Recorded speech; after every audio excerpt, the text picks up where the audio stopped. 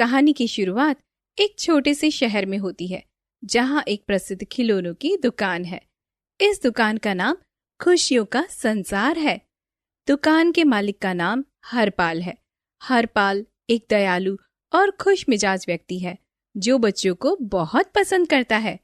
एक दिन हरपाल अपनी दुकान में खिलौनों को सजाते हुए बच्चों के आने का इंतजार कर रहा था। तभी दरवाजे की घंटी बजी और एक नन्ही बच्ची जिसका नाम पिंकी था अपनी माँ के साथ दुकान में दाखिल हुई। माँ, देखो कितने सारे खिलौने हैं यहाँ। हाँ पिंकी, यहाँ बहुत सारे खिलौने हैं, तुम अपने लिए कोई एक खिलौना चुन सकती हो। पिंकी ने दुकान के चारों ओर देखा। वहाँ गुड़िया, कारें, रोबोट, पजल्स और भी कई तरीके के खिलौने थे। उसकी आंखें चमक उठी और वह तुरंत एक गुड़िया की ओर दौड़ पड़ी। नमस्ते, कैसे हैं आप लोग? कुछ खास ढूंढ रहे हैं? नमस्ते हरपाल जी, मेरी बेटी पिंकी को उसकी पसंद का कोई खिलौना लेने दीजिए। हरपाल ने पिंकी की ओर देखा जो एक खूबसूरत गुड़िया को देखकर बहुत खुश हो रही थी। माँ, मुझे ये गुड़िया चाहिए। ठीक है बेटा, अगर तुम्हें यह पसंद है तो हम इसे ले लेंगे। हरपाल ने गुड़िया को पैक कर दिया और पिंकी की खुशी को देखकर बहुत संतुष्ट हुआ। पिंकी और उसकी माँ ने हरपाल को धन्यवाद दिया और दुकान से निकल गई। कुछ दिन बाद हरपाल ने देखा कि पिंकी फिर से उसकी दुकान पर आई है, लेकिन इस बार वह अकेली थी। उसकी आंखों में आंसू थे। अरे पिंकी, क्या हुआ बेटा? तुम रो क्यों रही हो? हरपाल अंकल, मेरी गुड़िया टूट गई है, क्या आप इसे ठीक कर सकते हैं? हरपाल ने पिंकी की टूटी हुई गुड़िया को देखा और फिर मुस्कुराते हुए कहा, बिल्कुल पिंकी, मैं इसे ठीक कर दूंगा, तुम चिंता मत करो। हरपाल ने गुड़िया को ठीक करने का काम शुरू किया। पिंकी दुकान में ही बैठी थी और उसे उम्मीद भरी निगाहों से देख रही थी। हरपाल ने कुछ समय बाद गुड़िया को ठीक कर दिया और पिंकी को वापस लौटा दिया। धन्यवाद अंकल, आप सबसे अच्छे अंकल हैं। तुम्हारी खुशी ही मेरा सबसे बड़ा इनाम है पिंकी।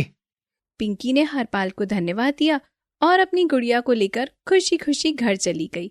इस घटना के बाद पिंकी और हरपाल के बीच एक खास रिश्ता बन गया। पिंकी अक्सर दुकान पर आती और हरपाल से बातें करती। एक दिन हरपाल ने देखा कि पिंकी और उसके कुछ दोस्त दुकान के बाहर खड़े हैं।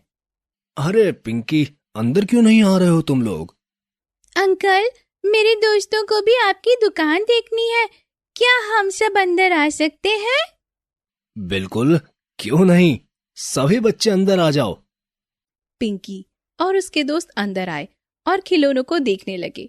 सभी बच्चे बहुत खुश थे और खिलौनों को देखकर उसकी आंखें चमक रही थी। वाह, कितनी सारी कारें हैं यहाँ। और ये देखो रोबोट, ये तो बहुत मस्त है। तुम सबको जो भी खिलौने पसंद हो उसे देख सकते हो। अगर कोई मदद चाहिए हो तो मुझसे कहना। बच्चों ने दुकान में घूमते हुए कई खिलौने देखे। हरपाल ने देखा कि एक बच्चा जिसका नाम मनोज था खिलौनों को बड़े ही ध्यान से देख रहा था, लेकिन उसने कोई खिलौना नहीं उठाया। मनोज, तुम्हें कौन सा खिलौना पसंद आया? तुम एक खिलौना ले सकते हो। हरपाल अंकल, मेरे पास पैसे नहीं हैं, मैं बस देख रहा था। हरपाल को मनोज की बात सुनकर थोड़ा दुख हुआ। उन्होंने मनोज के सिर पर हाथ फेरा और कहा, बेटा, यहाँ पैसे की कोई बात नहीं है। तुम्हें जो खिलौना पसंद हो वो तुम ले सकते हो। ये तुम्हारे लिए मेरी तरफ से एक तोहफा है। मनोज की आंखों में खुशी के आंसू आ गए और उसने एक छोटा सा रोबोट उठाया। धन्यवाद अंकल, आप बहुत अच्छे हैं। तुम्हारी खुशी ही मेरी खुशी है मनोज। इस तरह हरपाल की दुकान खुशियों का संसार बच्चों के लिए सचमुच एक खुशियों का संसार बन गई थी। सभी बच्चे वहां आते, खिलौनों को देखते और हरपाल के साथ समय बिताते। हरपाल का दिल बच्चों की मासूमियत और उनकी खुशी को देखकर भर आता था। एक दिन शहर में एक बड़ा मेले का आयोजन हुआ। हरपाल ने सोचा कि वह अपनी दुकान के कुछ खास खिलौनों को मेले में प्रदर्शित करेगा। उसने अपनी दुकान के सबसे खूबसूरत और अनोखे खिलौनों को चुनकर एक स्टॉल लगाया। मेले में बच्चों और उनके माता पिता का भारी हुजूम था। हरपाल का स्टॉल भी बहुत आकर्षित कर रहा था। लोग वहां आकर खिलौनों को देख रहे थे और खरीद रहे थे।